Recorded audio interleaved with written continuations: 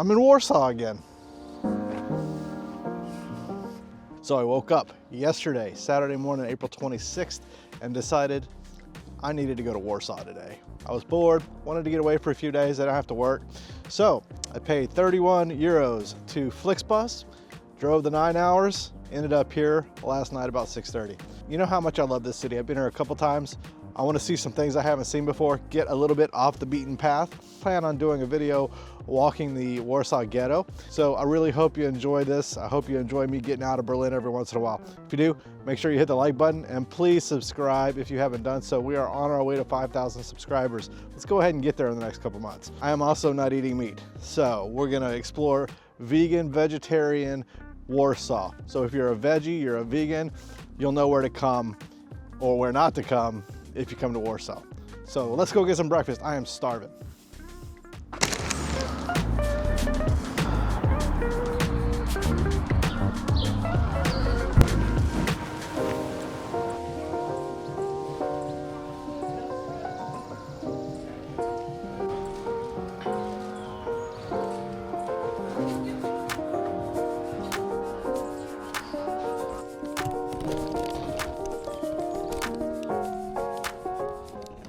So I forgot to record what I ate, but I just had an egg with a bread basket. It was pretty tasty, really good. They had the choice of jams you could get. I got like a raspberry.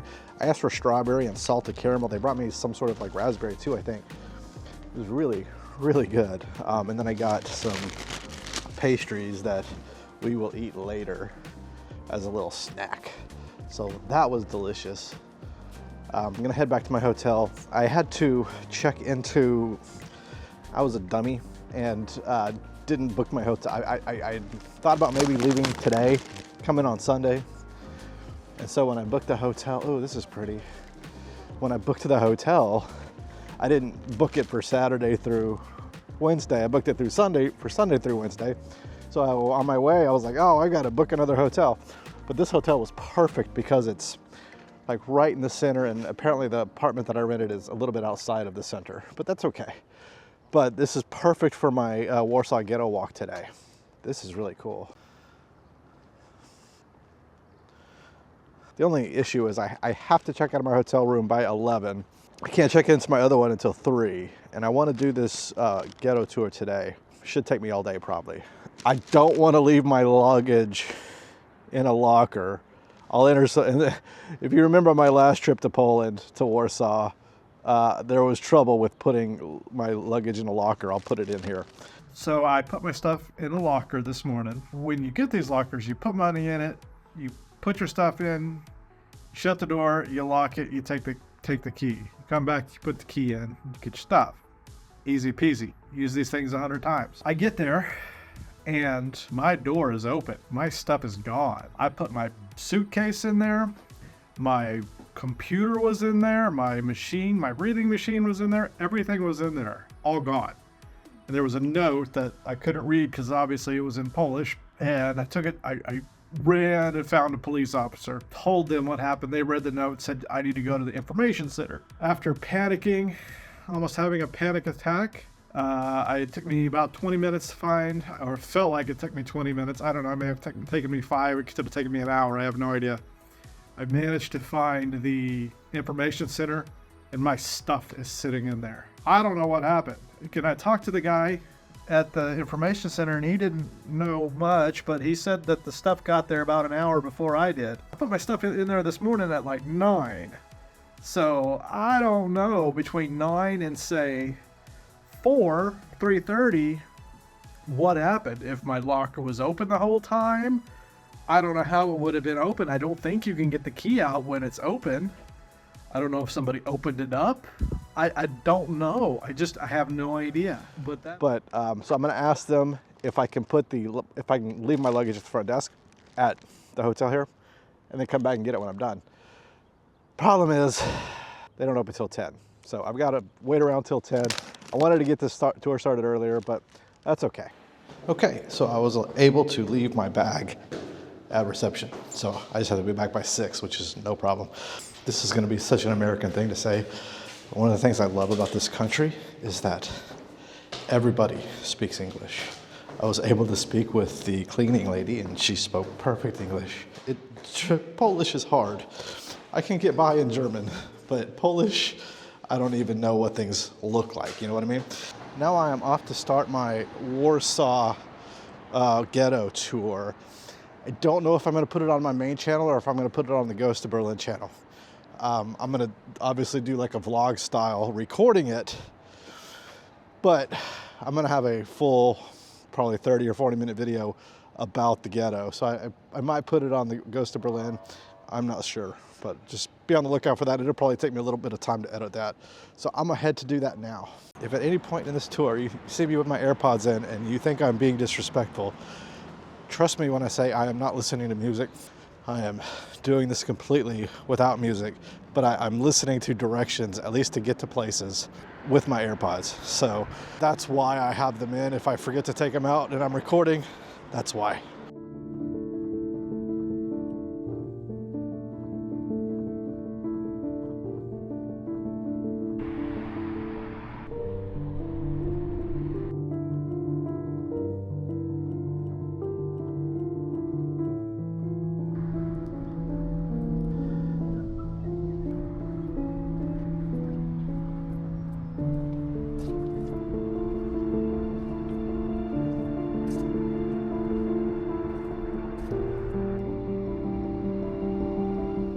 You know, it doesn't matter how many times I come to places like this. It always makes me feel the same way. And you know, I'm exposed to this stuff more than most healthy people probably should be. But it still gets to me. I think the day it stops getting to me is the day I have to stop doing this.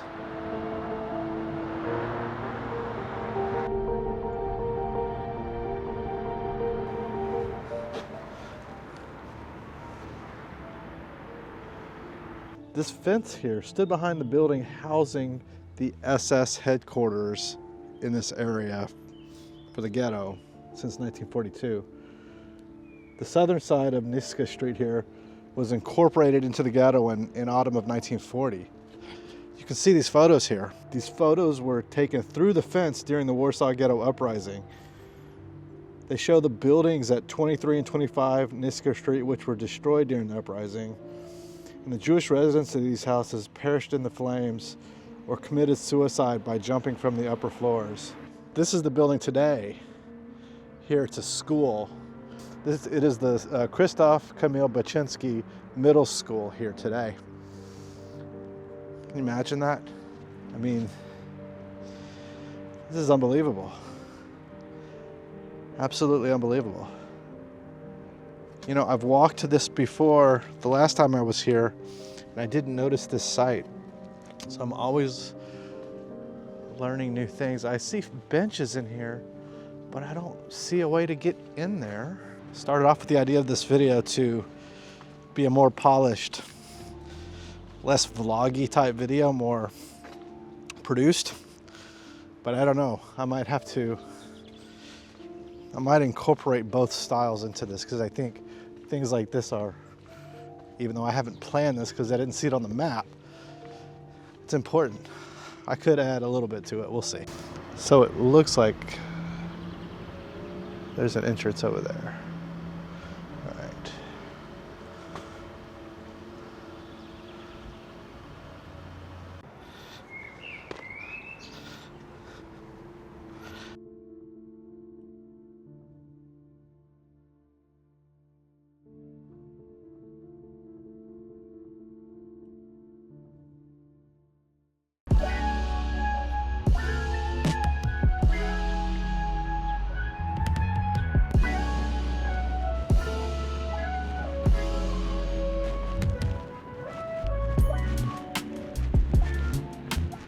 So there are a number of these throughout the city. These are markings of where the wall ran. This is a very similar concept to what we have in Berlin, showing the Berlin Wall. Although, obviously, well, I was gonna say obviously different. I mean, of course it's different, but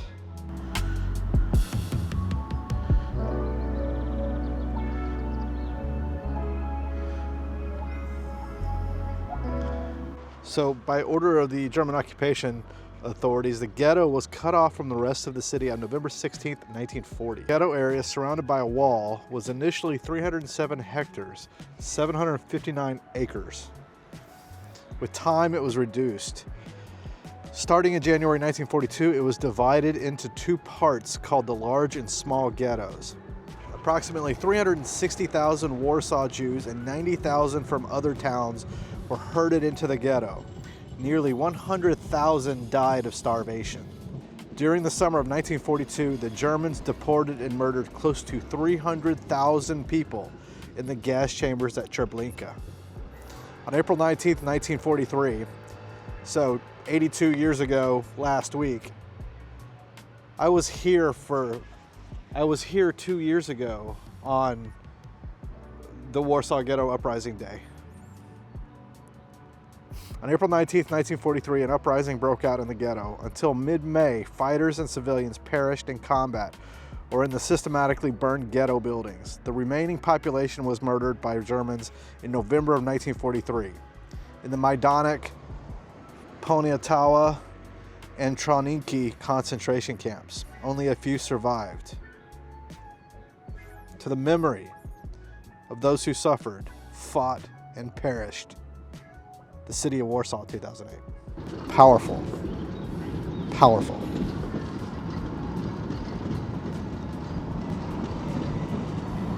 Apparently this is the Polonia Warsaw Football Club stadium. I don't think they have a game today. I think they played yesterday. But it looks like there's a lot of people here, so I don't know. Maybe we'll pop in here and see what's going on. I'm always so amazed by the size of Warsaw's boulevards. They're so wide, so much bigger than Berlin.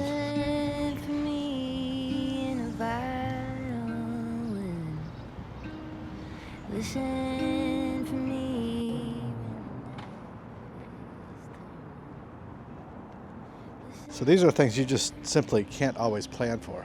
At this spot between April 19th and April 22nd, 1943, and again on the 27th and 28th of April, 1943, took place one of the major battles of the Warsaw Ghetto Revolt.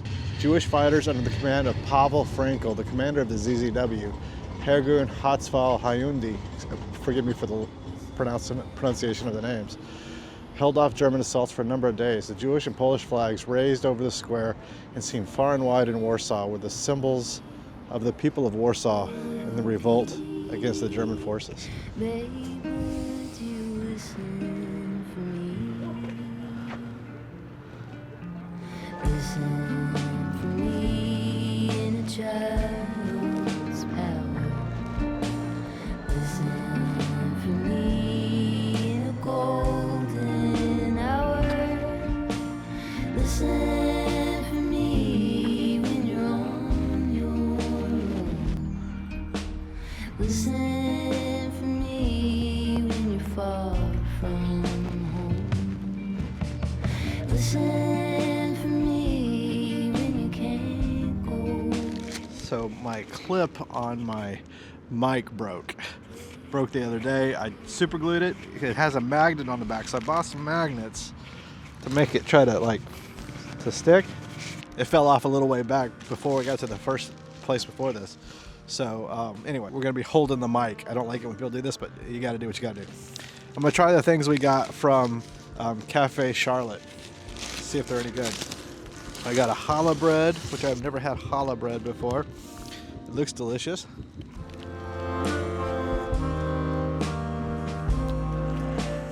I mean, it's a delicious bread. It would be better with something on it. It's really almost a little bit sweet. It's actually quite good. It does have a sweetness to it. And I got this thing that I can't remember the name of. Rugula or something like that. I'll put it on the screen.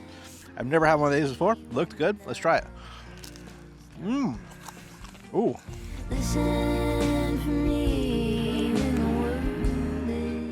I was not expecting that texture. Oh, that is delicious. It's almost like a pop-up, like very spongy on the inside. The outside is almost like a burnt sugar, like a candied sugar. It's a little burnt, but like in a good way, you know? That is delicious. That is amazing. Last but certainly not least, it got a little bit smushed. I got a croissant. I think it has pistachio in it. No, not pistachio. Yeah, that's a raspberry jelly. That's pretty good. Not nearly as good as that second thing I had, the rugula. That doesn't sound right. Rugalesh? I'll put it on the screen. I don't know. If you're staying sort of like in the center of town, check out Cafe Charlotte. They open for breakfast during the week at 7. On Sundays, they open at 8. Really good. I need to take a little break. I've already got 10,000 steps in, and we're at our, I think, third stop. And we got, I think, 15 stops. So this is going to be a lot of walking today. But I believe this is a good sacrifice. This is my sacrifice, my penance for this. Okay, so this isn't directly on point with the ghetto uprising, but this is from the Warsaw. This is a memorial to the Warsaw uprising in 1944.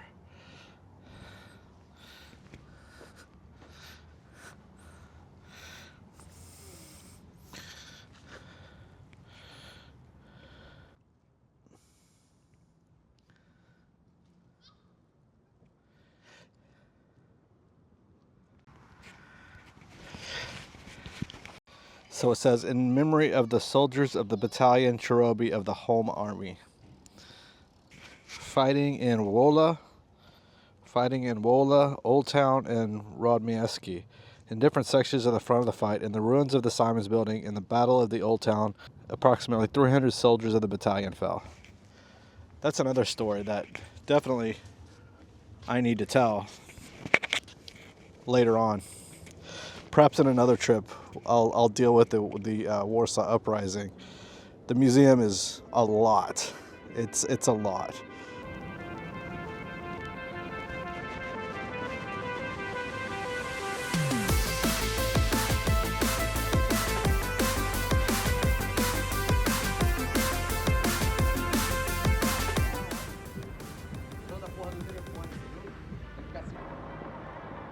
This area right here remained outside of the ghetto. This little enclave, I'm guessing, is right here. This was outside of the ghetto. This enclave included Lutheran Hospital and the Calvinist Church. Both institutions assisted the ghetto inmates in various ways.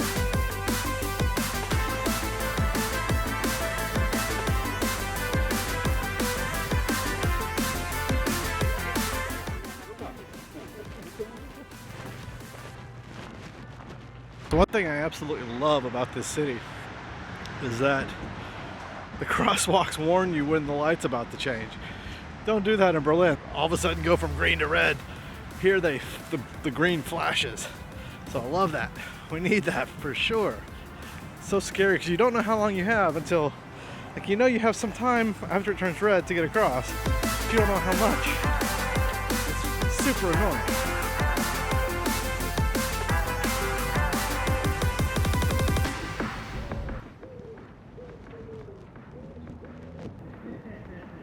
So I feel like I'm about halfway through this tour and I'm sitting at 15,000 steps. Pretty tired. This is a long tour, but I think it's worth it for sure. This is really, really beautiful country. I really love the city.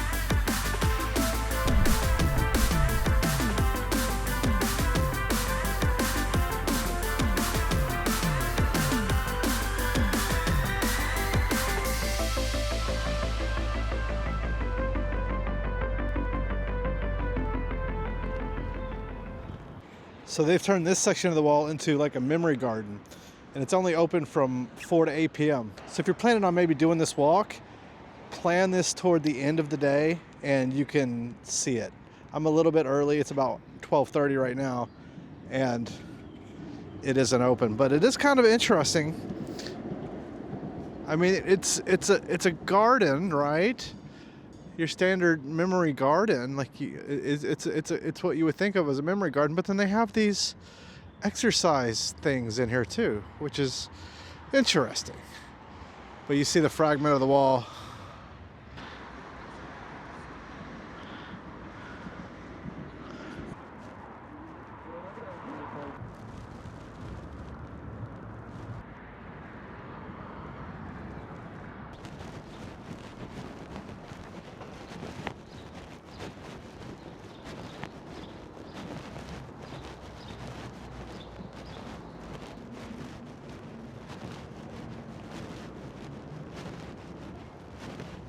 All right, so this is where researching comes in handy.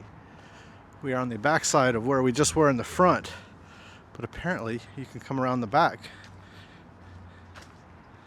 and see the wall. That's amazing.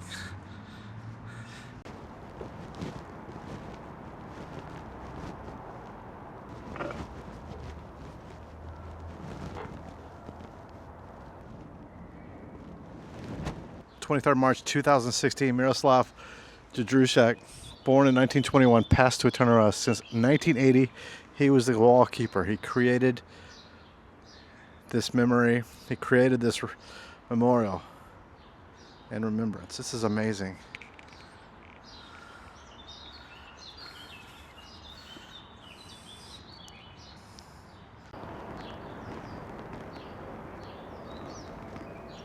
It's just so hard to think about people living in these conditions.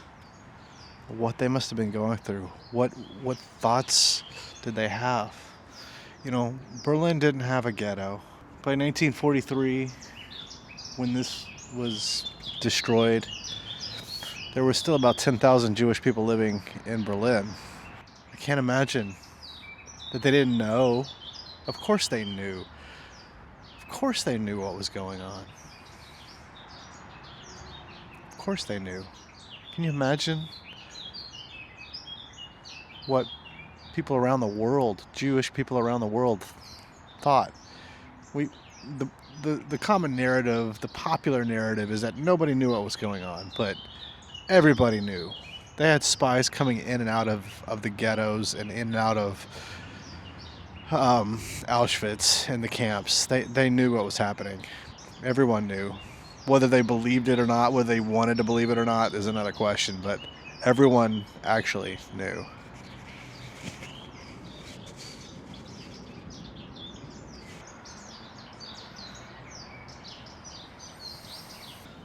That one was extremely powerful to me. I think physically seeing a border is just, it's hard to imagine. I mean, your mind can't do it justice.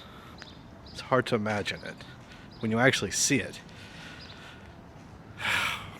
I know these Stolperstein are around Europe, but these are the first I've seen in Poland. With the amount of people that were murdered here, I would expect to see more. But maybe it just hasn't caught on yet. I don't know.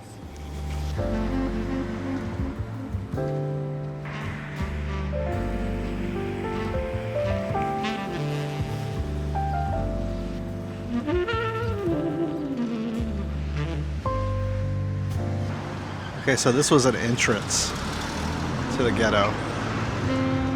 This wasn't on my list.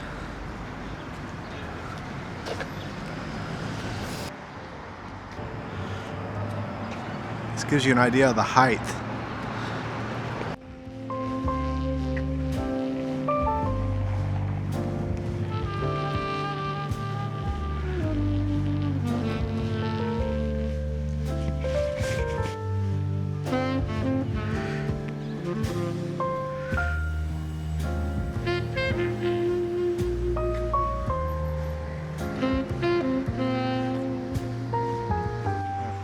Yeah, I'm gonna have to finish this up tomorrow. It's taking a lot longer than I thought. These things always take a lot longer than I think. And I've got to get over and get checked into my new hotel. Main thing is I gotta get my luggage before 6 over at the other hotel. And honestly, I feel like I'm just kind of going through the motions. And I don't want to shortchange these last like 4 or 5 stops. So I'll just hit them in the morning, pick up from where I left off, and it'll be fine.